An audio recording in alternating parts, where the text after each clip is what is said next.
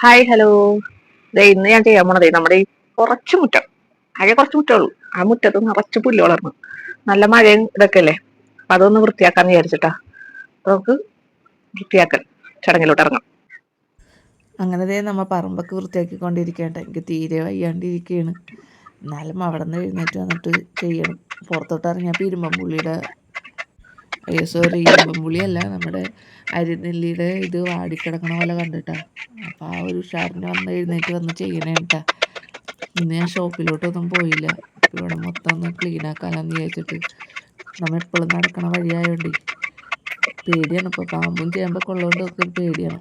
പോരാത്തതിന് ഇപ്പം നിറച്ച് ആഫ്രിക്കൻ ഒച്ചുകളാണ് എല്ലായിടത്തും. ഇപ്പം മഴയൊക്കെ ആയതുകൊണ്ട് നിറച്ച് ഒച്ചുകളാണ്. അപ്പം അത് കാരണം വേഗം ഒന്ന് വെട്ടി ക്ലീൻ, കുറച്ചല്ലേ ഉള്ളൂ എന്നുള്ളതിൽ പെട്ടെന്ന് കഴിയുമെന്നുള്ളതിലാണ് നിന്നത്. പക്ഷെ നിന്ന് കഴിഞ്ഞപ്പോഴാണ് മനസ്സിലായത് തീരെ വയ്യാണ്ടായി. എന്തായാലും നമ്മുടെ മുറ്റവും പറമ്പൊക്കെ നമ്മൾ തന്നെ ക്ലീനാക്കണം. ആരും പ്രതീക്ഷിച്ചിരുന്നിട്ടും കാര്യമില്ല. ചേട്ടനുള്ളപ്പോൾ ചേട്ടനായിട്ടാ ചെയ്തിരുന്നത്. ഇതിനൊന്നും ഞാൻ നിൽക്കേണ്ട കാര്യം ഉണ്ടായിരുന്നില്ല. അമ്മ അതിൻ്റെ കൂടി വെക്കില്ലായിരുന്നു. ഇതിപ്പോൾ വീട്ടിലെ കാര്യവും നോക്കണം, കുട്ടികളുടെ കാര്യവും നോക്കണം, പറമ്പിലെ കാര്യവും നോക്കണം. ഓ, എന്തൊരവസ്ഥ! വെറുതെ കിടന്നുറങ്ങാൻ തോന്നണ അവസ്ഥ. ഓ, എന്നെ കളിച്ചിരുന്നു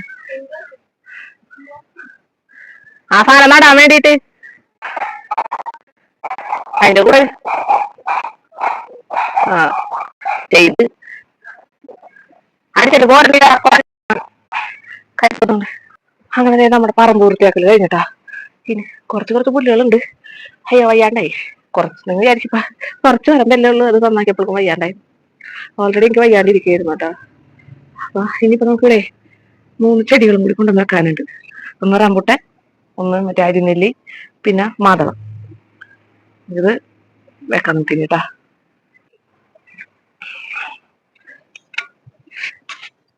റംബുട്ടാൻ നോക്കി ഇവിടെ അടിയിലൊക്കെ ടാങ്ക് ഉണ്ട്.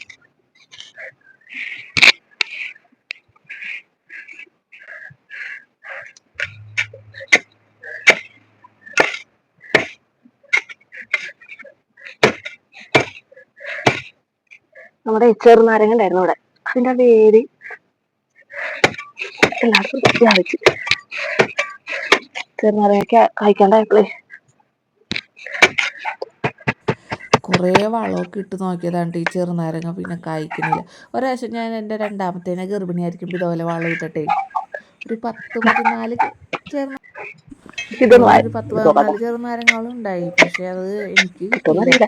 പിന്നെ ഞാൻ പിന്നെ വന്ന് കുറേ വളമൊക്കെ ഇട്ട് നോക്കിയിട്ട് പിന്നെ കായ്ക്കണമെന്നില്ല, എല്ലാ കൊമ്പുകളും ഉണങ്ങിപ്പോണം. അപ്പം ഞാൻ വിചാരിച്ചെന്നാൽ ഇത് വെട്ടിക്കളയാം, കായ്ക്കണമെന്നില്ല, എല്ലാവരുടെ മേത്ത് കൊണ്ട് വരെയാണ്. അപ്പുറത്തെ സൈഡ് റോഡാണേ, അപ്പോൾ അവിടെ കൊണ്ട് എല്ലാവർക്കും മേത്തൊക്കെ കിടന്ന് പറയണ കാരണം ഞാൻ പിന്നെ ഒരാളെ നിർത്തിയത് വെട്ടിച്ചിട്ട് അയാളാണെങ്കിൽ അവിടം വെച്ചാണ് വെട്ടിക്കളഞ്ഞത്. പിന്നെ എൻ്റെ പണിയായി. ഇത് ഉണങ്ങി കഴിഞ്ഞപ്പോൾ വേരൊക്കെ വെട്ടിക്കളയാനായിട്ട് എൻ്റെ പണിയായി. വേര് പറിക്കലായിരുന്നിട്ടത്. കുറെ നേരമായിട്ട് വലിക്കാൻ നോക്കാം, കിട്ടണില്ല.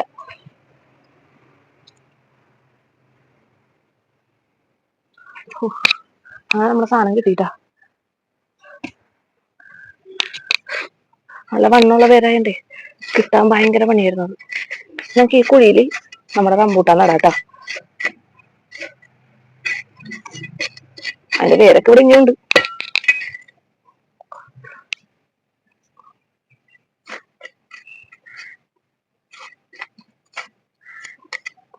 ഇതിലേക്ക് റംബൂട്ടാൻ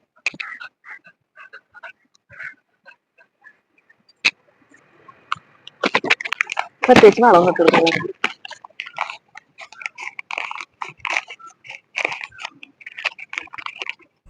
പ്രത്യേകിച്ച് വളമൊന്നും ഇട്ട് കൊടുക്കാത്ത എനിക്ക് തീരെ വയ്യാത്തതുകൊണ്ടാണ് കേട്ടോ. വളമൊക്കെ ഒന്നും മേടിച്ചിട്ടുമില്ല. ഇത് കിട്ടിയതാണെങ്കിൽ അവിടെ ഇരിക്കണ കാരണം ഒരു സമാധാനമില്ല. അങ്ങനെ കേട്ടോ. പിന്നെ പതുക്കെ ഇനി നമുക്ക് വളമൊക്കെ തടത്തിലിട്ട് കൊടുക്കാമെന്നുള്ള പ്രതീക്ഷയിലാണ് ചെയ്യണത്.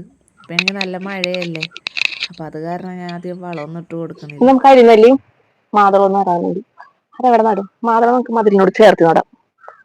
അതിന് വേറൊരു സാധനം കൂടി, ഒരു ചീരത്തൈയും കൂടി കിട്ടിയിട്ടുണ്ട് കേട്ടോ, നമ്മുടെ ചേമ്പല പോലത്തെ. അതൊന്നും നടണം നമുക്ക്. ആകെ കുറച്ച് സ്ഥലം ഉള്ളതുകൊണ്ടേ ഭയങ്കര കൺഫ്യൂഷനാണ് എവിടെയൊക്കെ കൊണ്ടുപോയി നടണമെന്നുള്ളത്. അതാണ് എവിടെ നടണം എന്നൊക്കെ ഞാൻ ചോദിച്ചുകൊണ്ടിരിക്കുന്നത്. ഞാൻ ആ സ്റ്റാളിൽ മറ്റേ ഞാറ്റുവേല ചന്തയിൽ പോയപ്പോഴേ അവിടുത്തെ അപ്പുറത്തെ ചെടിക്കടയിലെ ചേച്ചി തന്നതാണ് കേട്ടോ ഈ ചീര.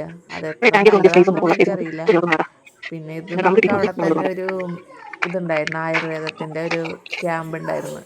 അപ്പോൾ അവിടെ നിന്ന് കിട്ടിയതാണ് നമുക്ക് റംബൂട്ടാനും ഈ അരിനെല്ലിയൊക്കെ കേട്ടോ. അങ്ങനെ നമ്മുടെ പറമ്പ് വൃത്തിയാക്കലും ചെടി നടലൊക്കെ കഴിഞ്ഞിട്ടൂടെ.